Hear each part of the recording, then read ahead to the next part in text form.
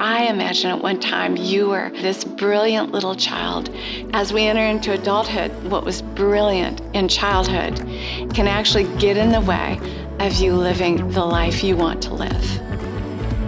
Hello, friends. I'm Nancy Houston. I want to help you live a better life.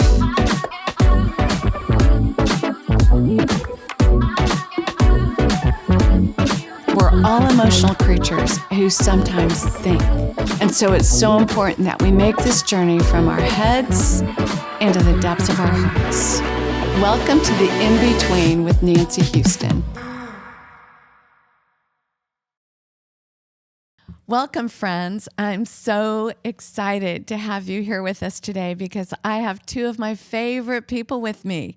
Dana and Waylon Sears are from Tucson, Arizona, where they pastor Zion City. And we have been friends now for, I don't know, maybe 4 or 5 years. Yeah, Do you guys remember? like I think feels like a lot longer, in a good way. Been a while. Yeah. Yes. And I love these two people. I think they are mavericks. I think, you know what? I would not be doing this podcast if Waylon had not put his foot in my back and said, you are going to do a podcast. Yeah. Do you remember that day, Waylon? I do remember that day. Yeah. I remember, I'm a little bit like Jesus. I love you and have a perfect plan for your life. That's you know right. what I mean? That's right. I love it. And you know what? Sometimes we all need some friends like that. Yeah. To just, I call you the catalyst. Yeah. You know, you are a catalyst. Yeah. I believe it's what you do. Yeah. And you were like, you're going to do a podcast. I'm like, I am? Yes, you must. And I'm like, I must? And it's like, awesome. Yes, you must. And there was such conviction that it seriously just opened up space inside of me that wasn't open before. That's awesome. And like, okay, he said that for a reason. Yeah. I think it was God breathed. Yeah. And I need to pay attention. Yeah. Right? Like I believe in synchronicity. Yeah. Which is where if we're listening, the world is speaking. Yeah, for sure. Are we willing to listen? Yep.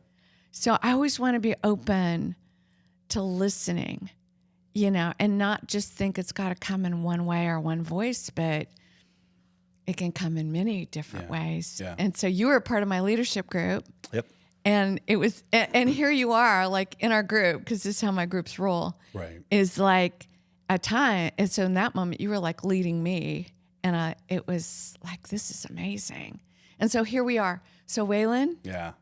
Thank you. Well, you're too kind, and you're welcome. I think for me, I've and Dana as well, we've had this opportunity to sit up close with you over the last 5 years. And what just was so clear to me was, like, more people need this. More people need access, and you're a limited resource. Right. And, you know, you can't have groups with everybody, but this is a great way, and that's why I love the podcast format. It's a great way for people to get closer to Nancy, to hear some of the giftings, the passions, the normalizing. One of the things I love the most about you is your normalizing of conversations that I just think helps people get a grasp. It's helped us, for sure. So, I'm so glad. I'm so glad. We're only here because of you, so I think if the Lord has used it that way, that's awesome. We're glad to be a part. So excited. I love watching, you know, seeing what's going on. I'd run around and watch and listen and just kind of keep up with it, and it's exciting stuff. I love it. It's, you know what? I didn't know how much I was going to love this. Yeah.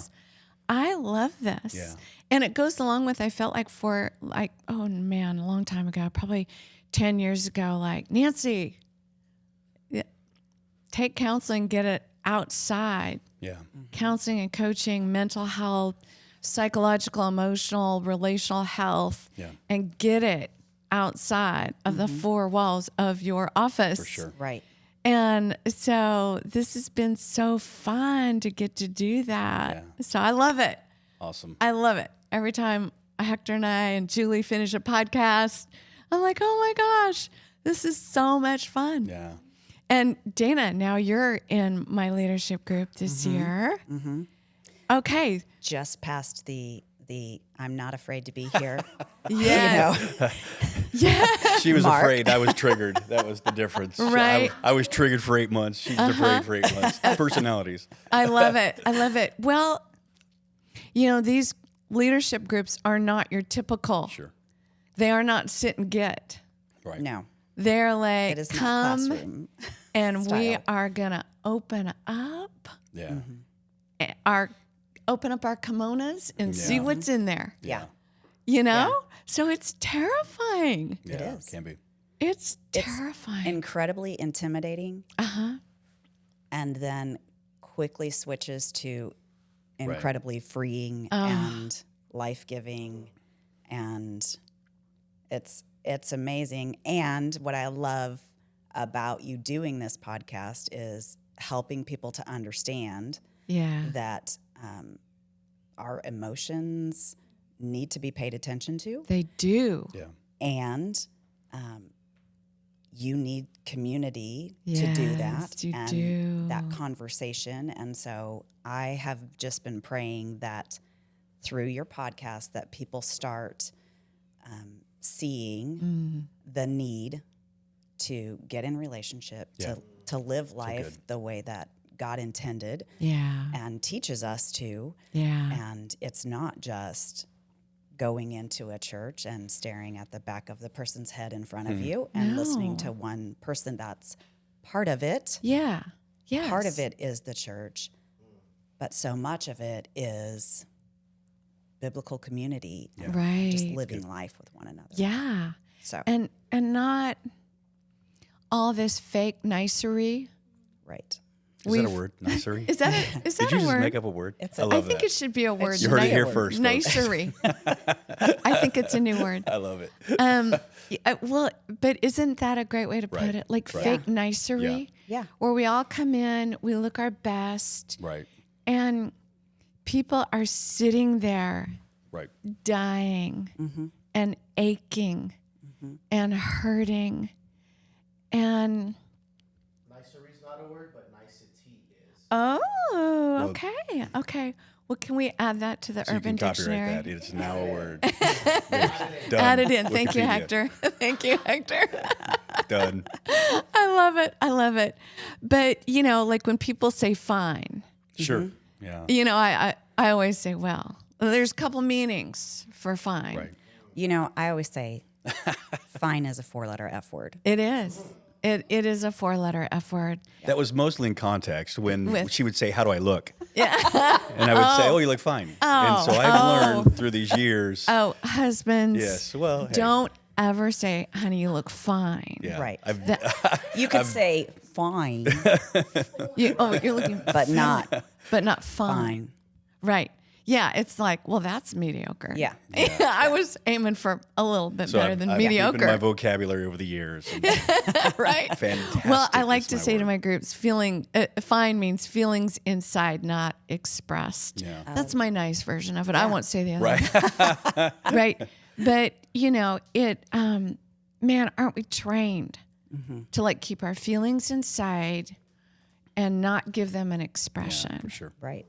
Right. And it's so destructive because our feelings are a signal. right. Right. They're our friends. They're trying to help Yeah. us. They're like the dinging guardrails that come down when the train Right. is about ready to come through and will kill you Right. if you are not paying attention. Yeah. And man, we've been trained not to pay attention. So Well- when we first got to be friends, you guys, For sure. in some ways, have been trained not to pay attention to your own Oh, absolutely. Really emotions. to disconnect from it, Disconnect. I would say. Not only not pay only attention, not pay attention, but disassociate yes. Yes. from your own emotions. How is that working for you guys? It sucked. How was it, or And- how is it? Yeah. It sucked, and Yeah. Yeah. it's a tremendous amount of work to reestablish those connections. Oh, yes. It is what we've so diligently disconnected from and disassociated from. We're not going to reconnect all that Right. in one session. Right. right? Yes. Because like you said, in the way of those emotions are a lot of fear, anxiety, trepidation, Yeah. wondering, should I even be doing this? Right. I think for some, it's like, is this even okay? Yeah. You know? Because growing up in the church, Yeah. for me, and I think a lot of people have this experience, it is not godly to admit that we have emotions, let alone show them to anyone. Exactly. Because the myth is, if you would just pray more, things would just be hunky-dory and you would be happy Right. and could portray happiness, Wow. which is just a recipe for disaster. Makes you think of, Peter Scazzaro, a lot of his writing, one of those statements he makes, it's so powerful, I think, is much of what we do in modern Christianity discipleship, in terms of spiritual Band-Aids for the emotion, actually does more harm than good. Yes. Our answer to people is, I'm struggling, I feel depressed, I feel anxious, I feel, instead of, as you've taught us, getting in the well with somebody and empathizing and giving space for that, holding space for that. It's, you just need to pray. Man, are you reading your Bible? And so then there's the shame and this guilt. Well, because I'm not really, because I don't feel like it. And those things are great practices to have in your life, certainly. But, and so he talks a lot about we're actually doing more harm in terms of discipleship. Yes. And when we think about vulnerability, and I think one of the things you've taught us through the years of being with you is that vulnerability is that when that voice goes off inside of me that says, don't say that, you know what I mean? We are great at being transparent in church. Yes. Yes. I can tell my story. Right. How are you doing? Yes. Well, I've had some struggles, brother, Yes. and we're transparent. Yes. I was a porn addict. Yeah. And now Jesus met me and Right. I'm saved and I've quit using this and quit doing Right. this and quit Right. doing that and I'm good. It's like, really? So we have a sort of softened version of, in terms of that transparency, but not vulnerability. And I love that vulnerability, I heard somebody say one time, vulnerability in you, I see as strength, but in me, I see as weakness. Because we love people who are vulnerable. We love do. to, There's like, something oh man, they're very so appealing. real, Right. they're so authentic. Yeah. But yet in ourselves, we see it as a weakness. Like, oh man, you should get your act together. And I have this thought, and I'm not saying this is scientific. I'm not saying this is. I believe this on some level. I think that in church, when we don't, and again, everything is use wisdom for sure, but even as pastors, when we don't live vulnerable lives and talk about some of the real, have moments even when we're communicating like, okay, somebody could use this against me. And I'm not talking about gross and negligent stuff. I'm just saying those moments, you're like, man, I really struggle with feeling, if I can even do this, I struggle with feeling worth, even worth, am I worth doing this? Yeah. When we do that and when we don't do that, I wonder if we're not adding to the shame cultures of our church. Because we're looking at a pastor who's got it all together. Yeah. And I'm sitting out here going, I don't have it all together. Yeah. And so No. I can't for the life of me, I can't for the life of me. I'm not like him or her. I love what you're saying because I've heard, and I think it's so true. We look at the outside of people Right. and think, well, Waylon and Dana have it all together. Look at them. Which we do because we've been through NLL for 5 years now. So, it's good. That's the guarantee, folks. That would be a lie. Right. Right. Well, yesterday I started the group with, hey, Ron and I struggled this last weekend. And I went into my closet and had a good cry. Right. And had a good choice usage of words for a while. So I felt my sadness, I felt my anger, and I felt my frustration. And I was like, what is going on with me? Right. Because, you know, the tendency is to go, what is wrong with him? For sure. Yeah, for sure. For sure. Oh, let me list the things. Right? And Exactly. I know that that's never helpful. Right. Right. I have no power to change anything about him. Yeah. Correct. All the power resides with me Yeah. making some growth moves. And so I'm like, okay, I'm deeply frustrated. And I'm like, oh, well, you know, as they say, I know all these lines so well. It's so sad how you know, you can know all this stuff, but with your own self, you can't see the trees Sure. because of the forest. Right. It's right here. Right.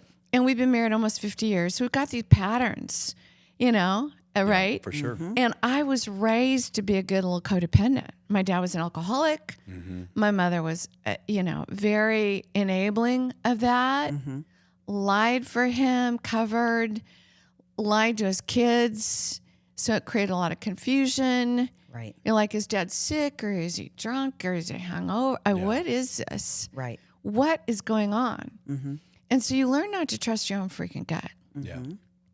And so, you know, it's just Ron and I have been together since we were 17 years old. I brought that into the marriage. Right. And, you know, even Hector's like, Nancy, you're being overly accommodating. And I'm like, yeah, no, I love it. I love it. Hector's your new therapist. Hector. I love it. Right? Well, I mean, Love it. isn't that what we're all meant to be? Yes. Like Absolutely. where we like love each other enough to say you're overly accommodating. And I can be. Sure. And I still can be to this day. And so that moment in my closet, I'm like, oh, here it is. And I want to think I've worked through every drop Yeah. For of sure. any codependent behaviors. And for Ron and I, it's not about he's drinking and I'm covering. That's not Sure. it. It's Right. not about any addiction. Right. It's just about the way we do our dance. Right. Right. And as a woman, you know, Dana, you and I, well, we've had a lot of conversations about Right. this. For sure. Yes. Like women, inherently, we have a higher ratio of statistically, this is just science, Right. of being accommodating. And then on top of that, the church has taught us that we're to be submissive and pleasing and quiet and quiet and supportive. and support. Oh, so supportive. Right. And so sometimes I'm like, oh, I'm supporting the wrong thing here. Correct. And I've realized that, wait a minute. Are these ideas even biblical? Because the Bible says, Right. the Bible calls a woman an azer.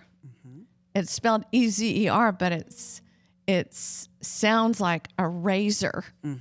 And she's an azer, which means she's a freaking warrior woman. Right. Yes. Right. And that a wife will be a crown to her husband's head because of her strength and her dignity. Yeah.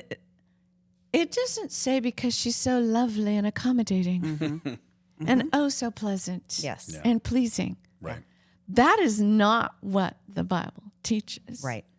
So let's talk about that for a while, you guys. Let's talk about women and what we've been taught. And Dana, what's that been like for you? Well, much like yourself, I was raised not bad. Right. I know that I was raised the way that my mom was raised, the way Yes. that her mom was raised. Yes. So Right. this is just It's what we do. ingrained Yeah. in how we are to be. And so, you know, it's been just recently that I've had to come to the understanding that to love my husband well is to have a better, higher expectation of our interactions, how he treats me, because when I continue the pattern of allowing him, not that he's ever mean or taking advantage, Right. but I can allow those conversations or have a lower expectation of Yes. him focusing on our relationship, Yeah. which in turn then plays out in our children's lives. Yes. For sure. And I haven't had an expectation of him growing relationally with me, Yeah. which really is unkind. Yeah. Yes. When you look at, I've stunted not only our relationship, Yeah. but my relationship with others and his relationship with others. Yes. Because the best place to learn Right. that this is not okay is the person who's with you all day, every day. Oh, Dana. And That's so if good. we can pay a lot of attention here, Yeah. then the outflow will just Yes. be massive. Thank you for saying that. That was so well said. And what happens in our relationships? Like for me, I learned how to tolerate Right. a lot in my childhood. My dad was very abusive, and you just tolerate it. You don't have a Right. choice. It is what it is. So I can be really good at tolerating. And I realize like what happens to Ron and I is he can have a pretty big shame trigger. I can say something that is really innocent. It's even kind and something will trigger him because that's his issue. Right. Right. And so then I try to soothe and smooth because then he'll bark at me. And sometimes I'll bark back. But eventually I'll back down if he keeps barking. You know, right? So I'll just back down. Yes. And I'm like, oh my gosh, that's how I'm totally accommodating this particular behavior. Right? Yeah. And I'm like, Nancy, he behaves that way because he can. Right. Sure. Absolutely. Right. And Nancy, you in this one area, now this represents like a slice of the pie of our marriage. Right. It's not the whole freaking Right. pie. It's just Right. in other ways we're so healthy with each other and mutual and it's so freaking good. I love it. Yeah. There's this piece. There's this slice of the pie. It's like, Nancy, you got to deal with this piece. Right. Right? Yeah, for sure. Because this is not creating health. Right. And then I walk around feeling like, oh, I mean, it just like sinks my self-esteem and how I feel about myself. And I think it does, then he's not getting the warrior woman. Right. Right. Right.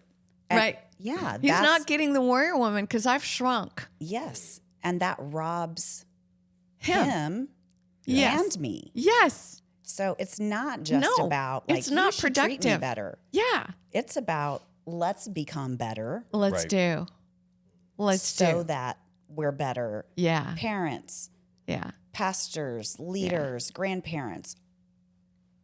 But this is hard work. Yeah. Oh, you know, I was telling somebody yesterday, I'm like, you know, I've had this thought like, well, who am I to help people with marriages when right now my own isn't Yeah, isn't working? it? No. And then I'm like, I decided, heck no, Right.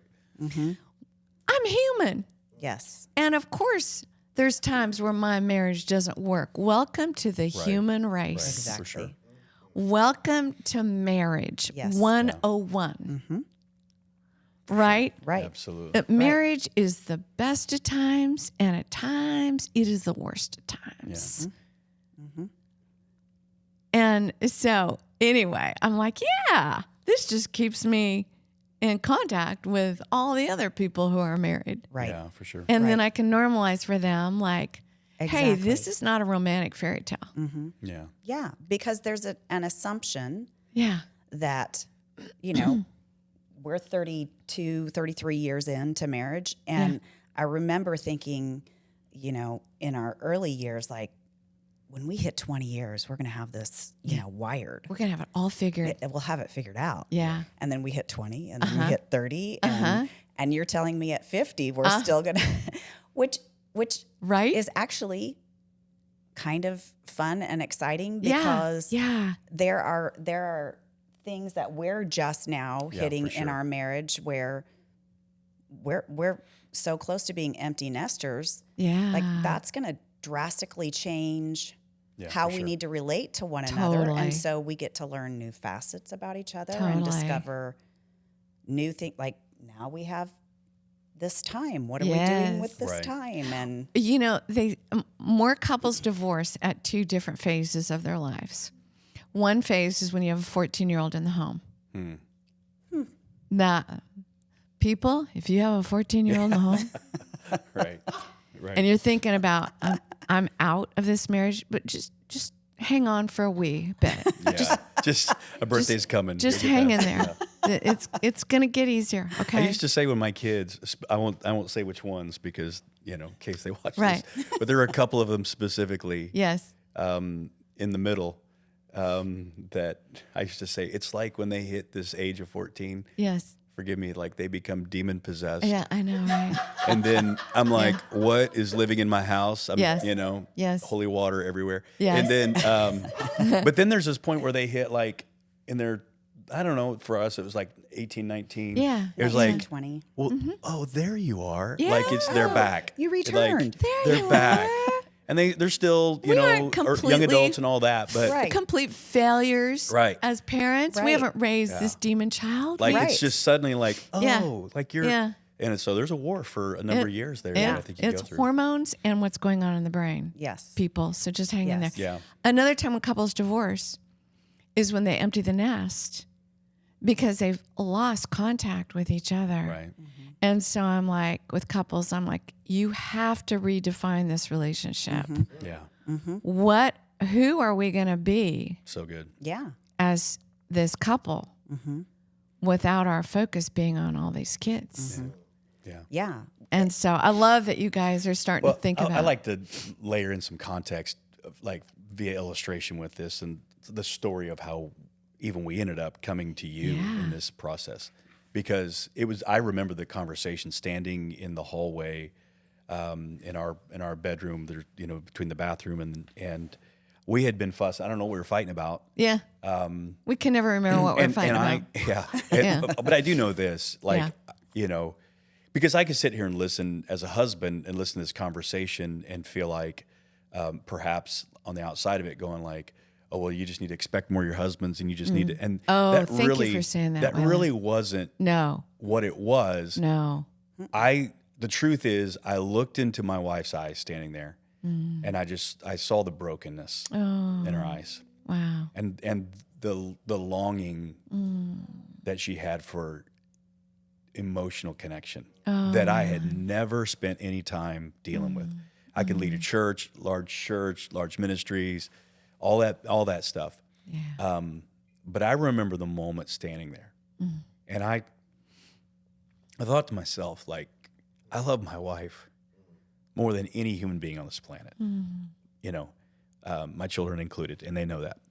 Because we tell them all the time. Like, she was here. I'm gonna outlast them. I all tell of them, like, them. she They're was here gonna be before gone. you're here, and she'll be here after you're gone. So, That's right. That's right. But, because I think one of the greatest things we can do for our kid is model a deep, deep love for each other. I agree. And it brings my such kids security. know their mom and dad, like, Yeah. they like each other, They do. Dad might like mom a little too much, nonetheless.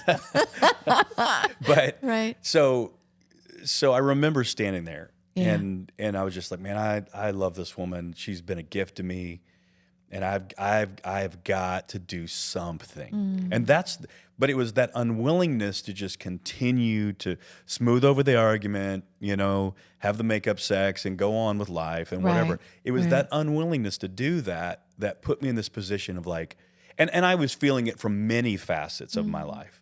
And so I would just say to men who happen to be listening to this, don't get condemned by this. Don't feel beat up. Just No. realize, like, there are people who really love you, that you really love. Yeah. And you can take these steps. And so I was like, okay, what do I do? I don't even know what I do. And that's literally, I think we called and flew out here, like, Nancy, we want to come sit and talk with you. Yeah. And it was just, it began this new chapter, I think, that I don't think, it'll just lead to a new chapter. And it's the book's not over. I mean, until we're dead and gone. But even then, it continues in our children. So that's the value of this. Is I just remember that moment of going like, I don't want to live this way. Yeah. I don't want to live this way as a pastor, as a husband, as a dad. And we had done some work through the years, which was beneficial. Sure. But it became this intensive season of like, okay, we have to decide who we're going to be for each other, with each other, and in the church. This has got to translate. Right. Because we're both really high personality. Yeah. Like go get them people. Get her done. We're different, but very, but we're like, this has got to work in the church. Because we're both products of growing up in the church, love the church, have a lot of great things to say, a lot of bad experiences as well. Yeah.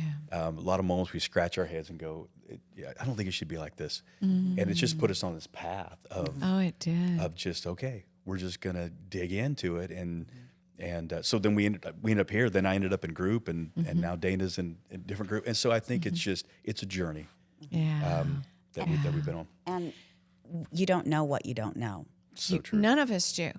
If someone would have said to us 10 years ago in ministry, like, emotional health is just as viable Right.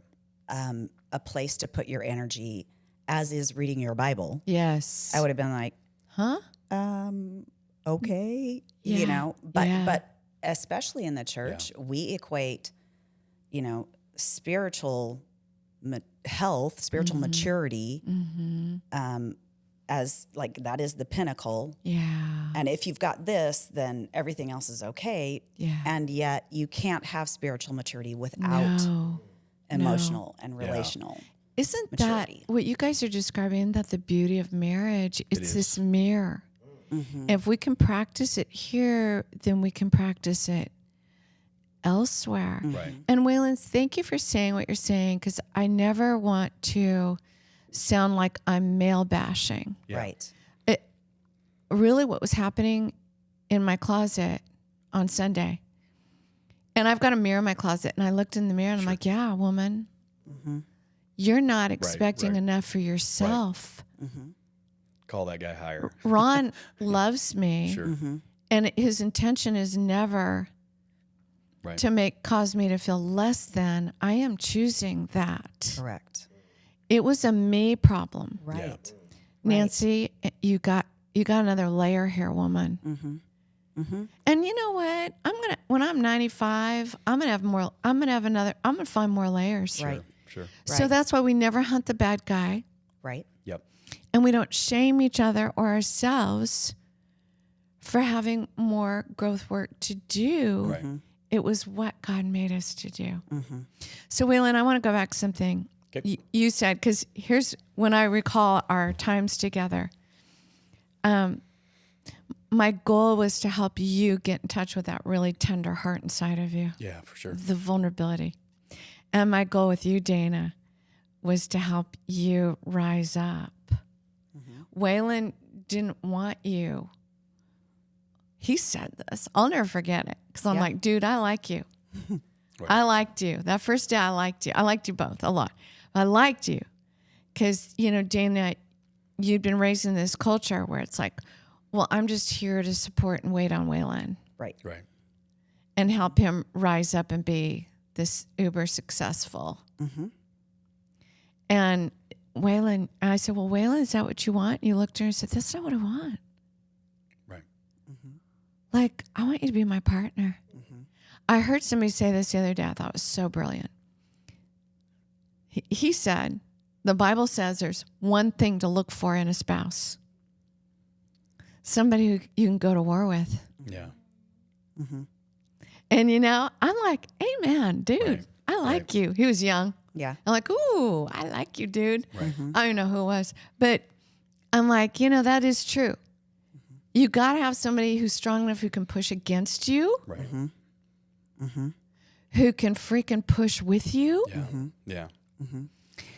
who, you'll get out your swords together and you'll fight off the enemy together. So, it's having these revelations and coming to that, because honestly, he can say that. Yeah. That's not what I want. I don't want Yes. what you've, but then I have to do the work Yes. of not becoming what he wants, Exactly. Right. but allowing, Yeah. Who does Dana want Yeah. to be? Right. who do I want to be? Yes. And then being committed to the hard work of redoing that Yeah. Well, that undoing brain pattern, some thought of the mess pattern. we've made. Yeah. Yes. I mean, I've created some of my own messes in my marriage. Sure. And when I own that, then I can change it. So I made a new commitment this week. Yeah. I am committed to getting better at, because here's the thing. I love that statement. I'm committed to getting better at. That just gives me something to work towards. Sure. Yes. Yeah. It doesn't say, here's my goal. I'm going to. Right. It's Or like, I'll never do that again. yeah, I'm stopping that today. Right, It's right. like, good luck. Right. Yeah. Yeah. Let me know how that turns out. I've been doing Yeah. this for 60 some years. It's pretty deeply ingrained. Exactly right. But if I can say I'm committed to getting better at Right. Right. setting healthy boundaries, Yeah. honestly, with Nancy. Nancy, you need a boundary here. Then when Ron barks, you didn't just go back to the kennel. Right. Yeah. Yeah. I mean, right? Right? Yes. Like, rise up, Exactly. woman. Yes. It's so interesting because, Anthony, you say that, I think about watching the growth in probably both of us, but Yeah. and when we revert to old behaviors, because Yes. they're deep, and there are times when I come in, I'm in my head and I'm not really, Present. I'm not there, and Yeah. and then I can be grumpy and frustrated and that sort of stuff. Yeah. I know it's super hard to imagine all that, but yeah, I can't picture but I it. can't at all. But when my wife stopped playing into that, Yeah. and letting my stuff be my stuff, Yes. and and was supportive.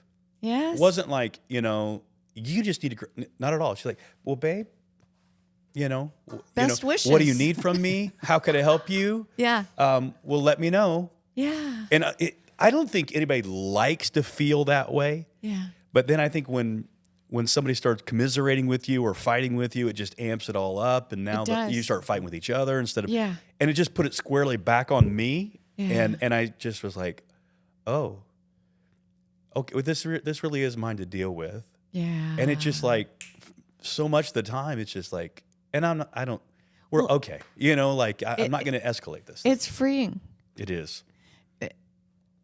because, when we stop fighting about what we're not really needing Yeah. to fight about.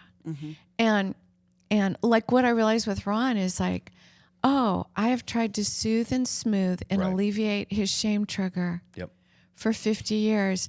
Nancy, how successful have you been? Exactly right. And I'm like, Not at all. oh, That darling, doesn't work. you get an F- for all of your efforts. You've gotten nowhere. Right. True. Where if I will do what you just sweetheart, hey, I love you. Right. I can see this is hard, Yeah. and that's all, and it's all yours. It's this shame is yours, honey. It's so crazy about that is, as a man, it's like you respect me enough to just put Believe. that right back on you and go, I Believe. trust you, you're gonna figure it out. You Instead are of a hunkin' coddling man. and you know what I mean? Instead Yeah. of smoothing, soothing, coddling. Yeah, And I think most men are, but big responsibility guy. I'm like, you're right. This is my crap to deal Yep. with.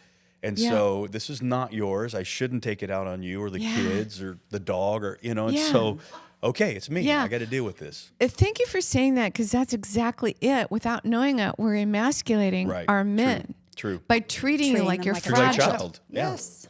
And husbands, Right. Oh, we love it. it can fragilize their sweet little wives. Absolutely. Absolutely. It's like, what the heck? She's a warrior woman. She's not Right, some little right. fragile flower that You if can you tell her the truth. if you can- say something hard, yeah. she's gonna just wilt. It's like, good Lord, give us some credit. Right. Right. And we need to do that Absolutely. We need to give our men credit. Yes. Right. Like, you're a hunkin' man. You're going to be fine with your own shame. You'll figure it Yeah. out if I get out of the way. Right. Yes. And stop coddling it. Yeah. And Yes. stop trying to soothe it and smooth it. Like, Yeah. you're my golden retriever. Like, stop it, Nancy. True. Right? True. And man, how many couples avoid hard conversations Yeah. and end up fighting ad nauseum about the in-laws or money because they keep fragilizing each other and won't have the hard conversations. Right. Right. Yeah. Like, I love you, dude, and that shame is yours. Yeah. I love you, woman. And you constantly coming to me Right.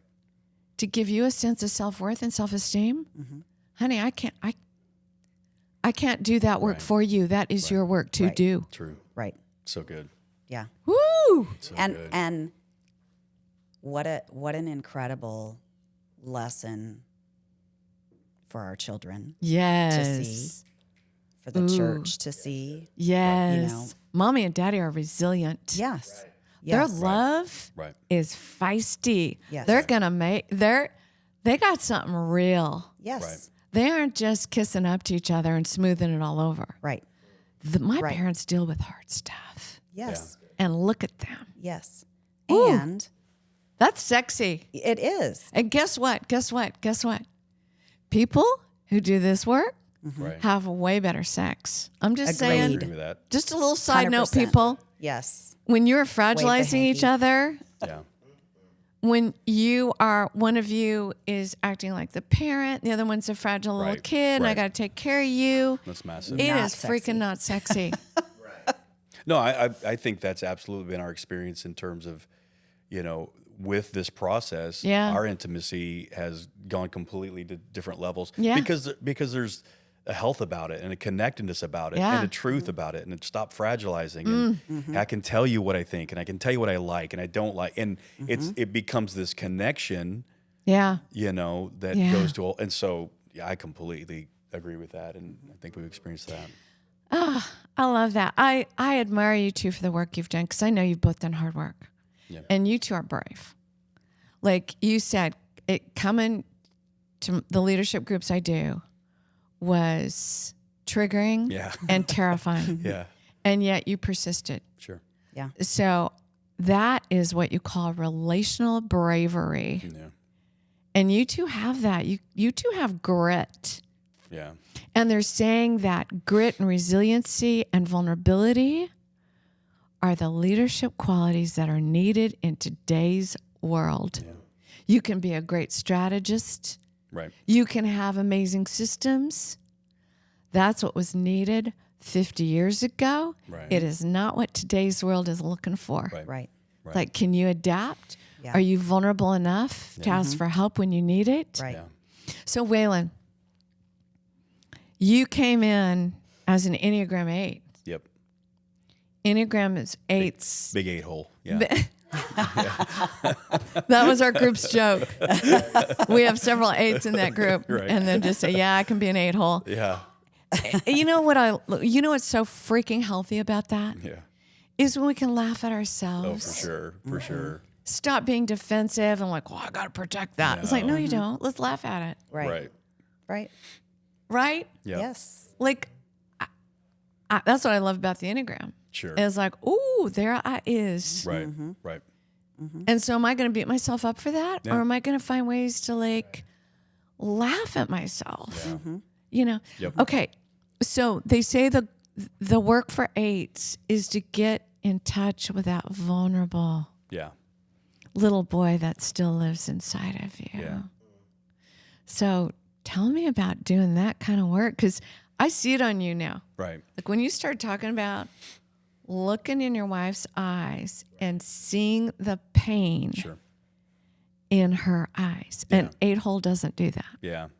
That's a man. I think they want to, because underneath, and this is probably true of most men, I think, underneath what society, culture has taught us that we have to be is really a human being with heart and emotions and Yeah.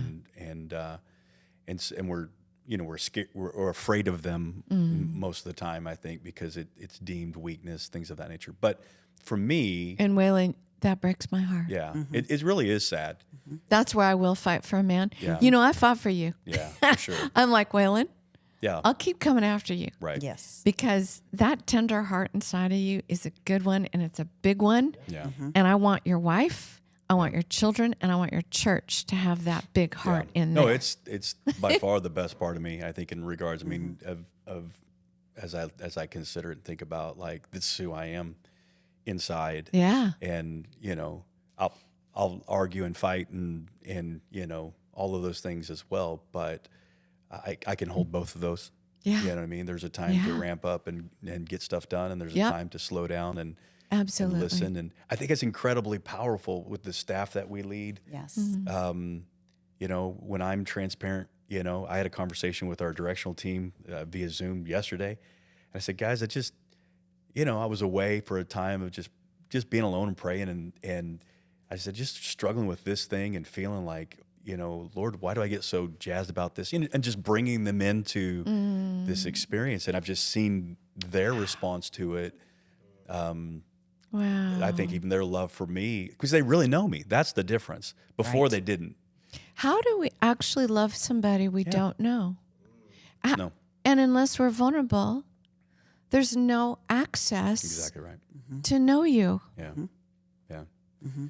Yeah. So I think for me, the process was I grew up in what I've come to know now is I think it's, and again, the labels don't really matter to me as much as they're just handles to help us understand things, but probably in a more emotionally neglected kind of environment, sort of on my own. I think that's what a lot of times what makes the 8 is they're left to figure it out on their own. Totally.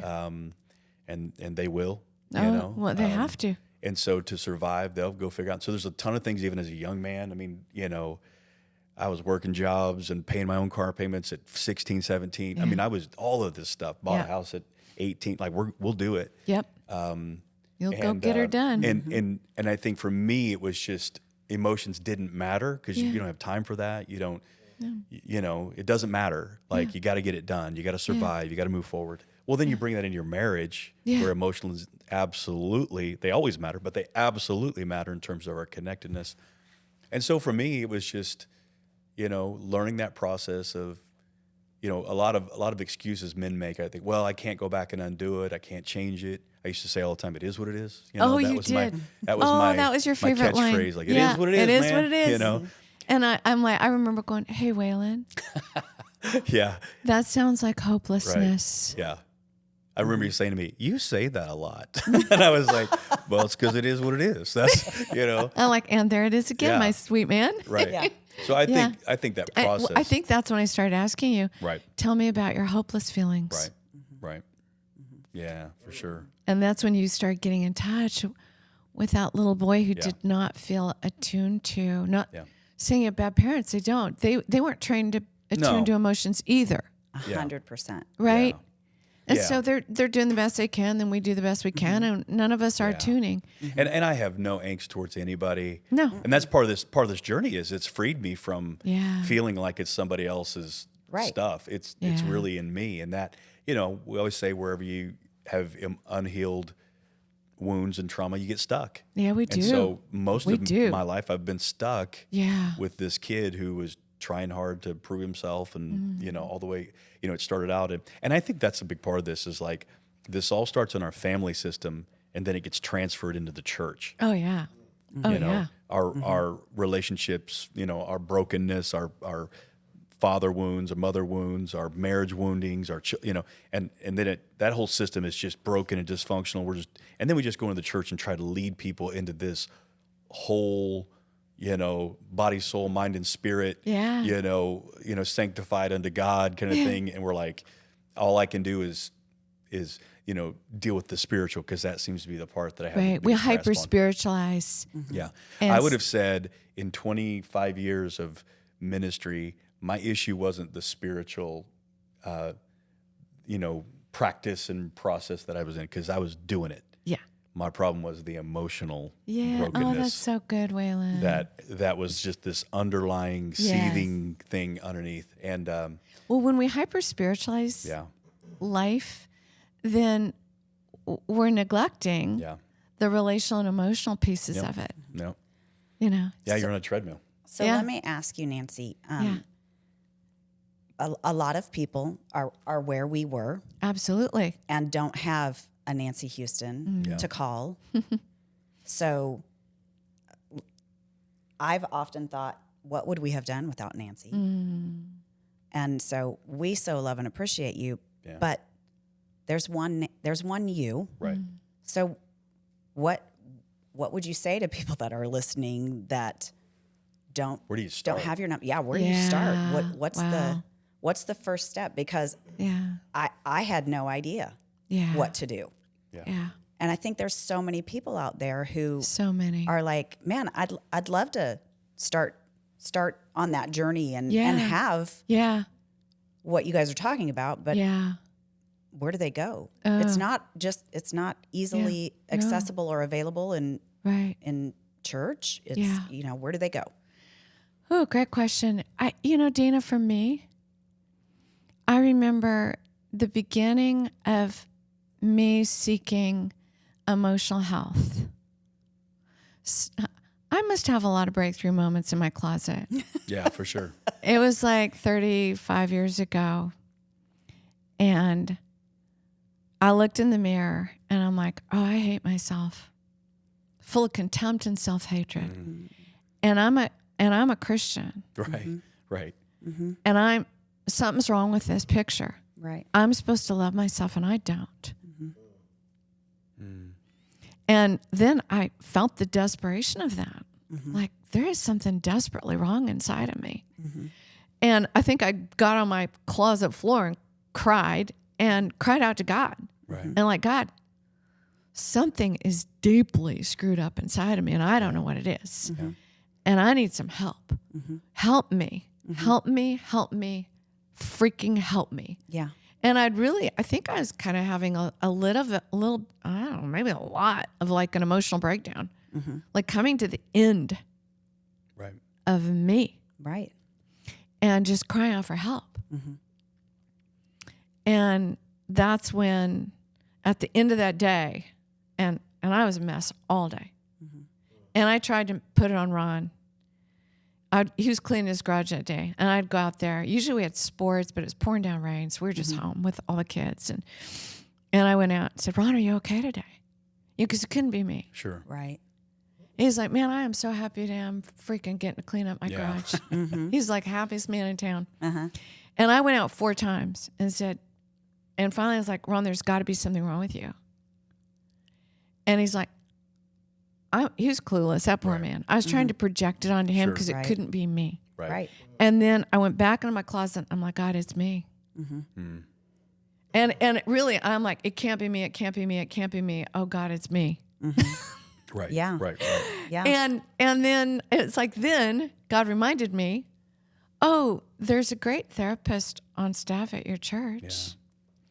So the next day at the end of church, I went up beside him. I couldn't even look at him face to face. And I'm Right. like, hey, Brock, I think there's something wrong with me.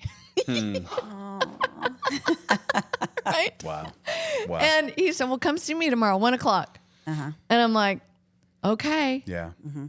And I remember getting in that waiting room and I'm like, I think I'm fine. Yeah. Yeah. Right. I think I'm Yeah. fine. Yeah. You know, I was probably rubbing the arms of the chair. I think I'm fine. I think I'm fine. I think I'm fine. I'm going to crawl out of my skin. Right. You know, kind of like you guys Yeah. felt when you started coming to my group. Sure. Right. Get me out of here. I'm going to unzip my Right. skin. I'm going to run for the hills. Yes. Right. And dang, if he didn't come get me Yeah. Just before Right. you dashed out the door. just before. Yeah, I was finding my skin zipper. I'm out. And so here's my thought on that. When the student is ready, the teacher appears. So good. That's great. Yeah, I'm sitting here listening to you, and I think a common thread in all of our stories is that of there is a God moment. Yes, they're a total God It moment. makes me think about the story Elijah in the cave. You're in your Yes. closet, Elijah's in his Yes. cave. Yes. Depressive, Yes. overwhelmed, suicidal, Yes. ideation. Yes. Angry. Just I'm done. And then God asks him a question. What are you doing here? Yeah. Yeah. Same question with Yeah. Adam. Where are you? And it's a It is a locating question. It's Yeah. It is a locating question where God goes. It's not as though God didn't know where he's at or why he was there. Right. no. He knew that. God knew. So he's not asking questions to get information. Right. He's asking questions to locate, so you will locate you.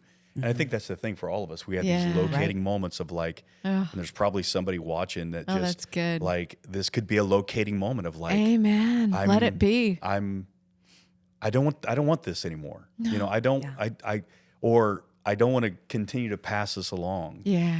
And I think then you go out and just do something. Go find somebody. 'Cause there is, you know, and I echo that. I think all the time, like, I could fill Nancy's appointment book 7 days a week with the people I meet.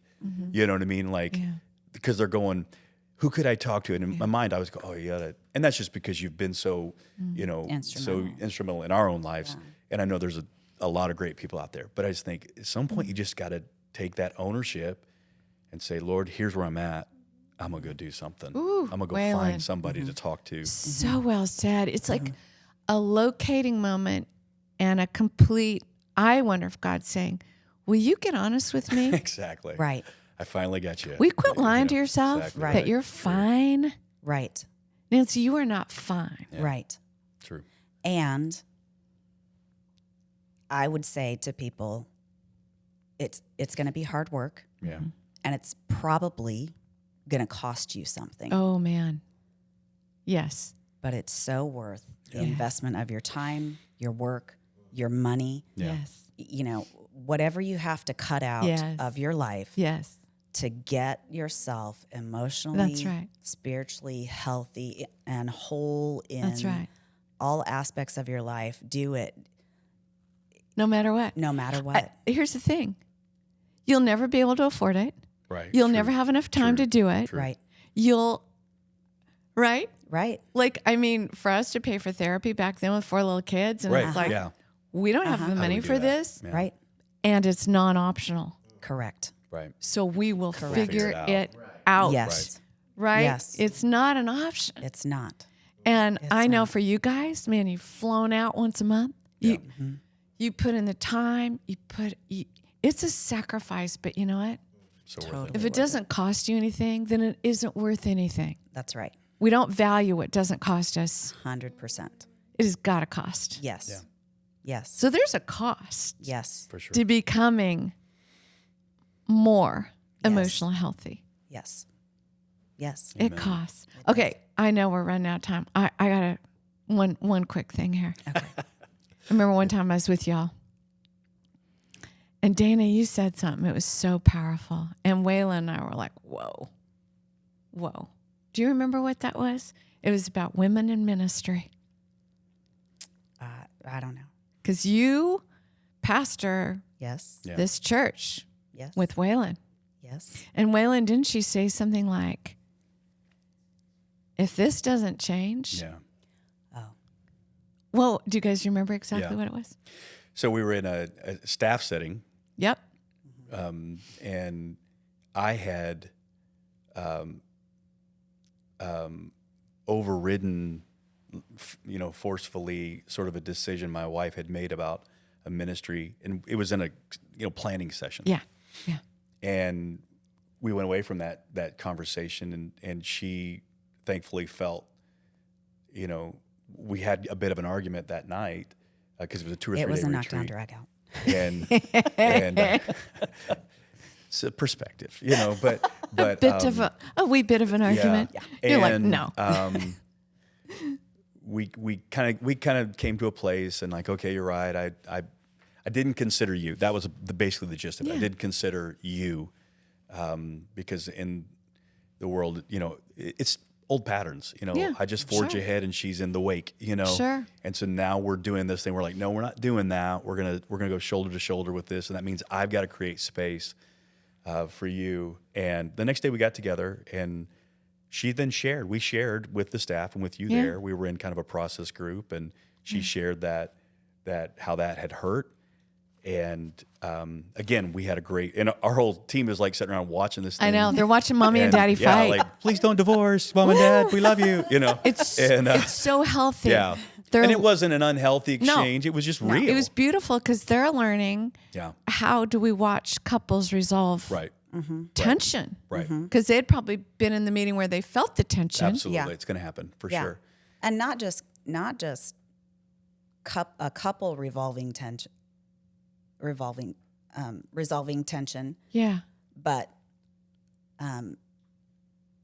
pastors Yes. leading the church Yes. together. Yes. Because it's not just about him making space for me. Right.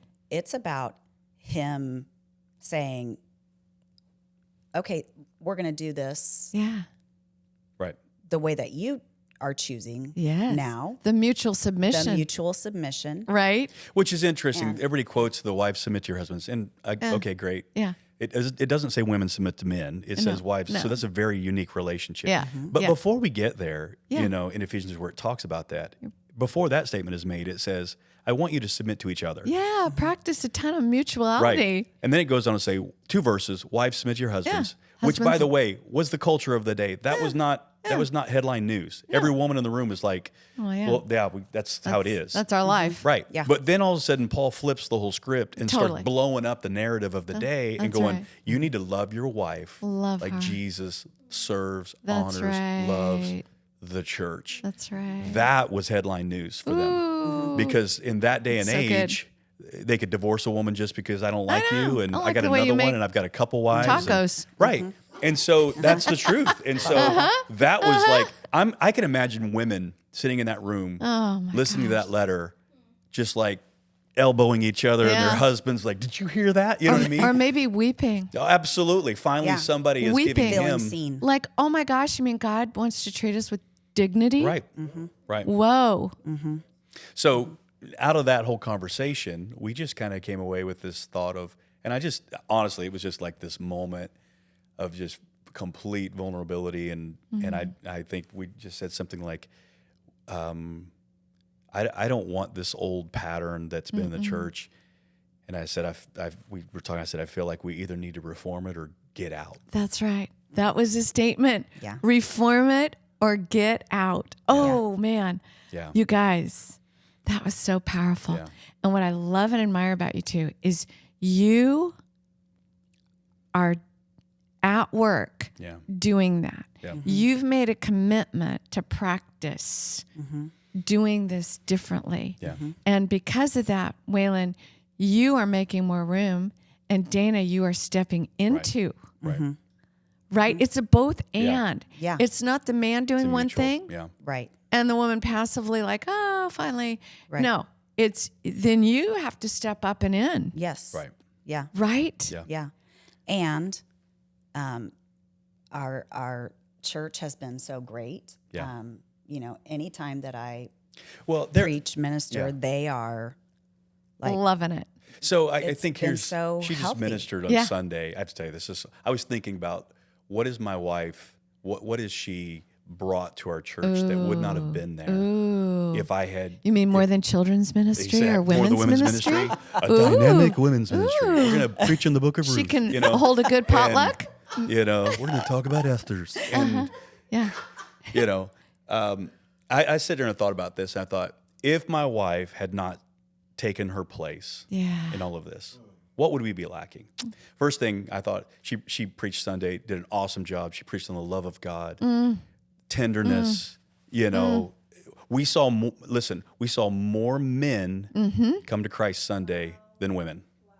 Amen. Our prayer pastor came to me and she said, we are seeing a drove of men who are coming to Christ. And it didn't change because a woman's voice was in the pulpit.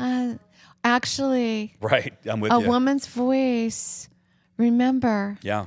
it's the first voice a little boy heard. Exactly right. That's exactly right. And so a mama's voice, a woman's voice, Yeah. actually is meant to have significant influence That's right. on men. So when you think about the church, most churches, all they get is a male, That's right. maybe father, maybe not a father. Maybe not. But a male voice. They never get a female voice. No. And her voice is so unique. Yes. And I think the challenge for a lot of women who are gifted to teach and preach is they try to become men. Oh, please and, don't. And just don't. Please don't. Like my wife is she in femininity, Yes. in strength. Yes. You know, if she wants to cry, she cries. You Yes. know, and she just models all this. So we would be missing that. But I also thought about this weekend. You know, and this is not like a commercial. This is just like the reality. It's Yeah. like this weekend, you know, we will serve probably 4,000 children Christmas gifts. We do this Christmas mall where parents come in and they go shop with a personal shopper. We create the Nordstrom experience where we wrap their packages for them. Yeah. They're completely involved in it, high dignity, high blessings. Their kids are being taken care of. Their kids are actually picking out gifts for their parents while they're there. Oh, you guys. I mean, we're talking hundreds of thousands of dollars Yep.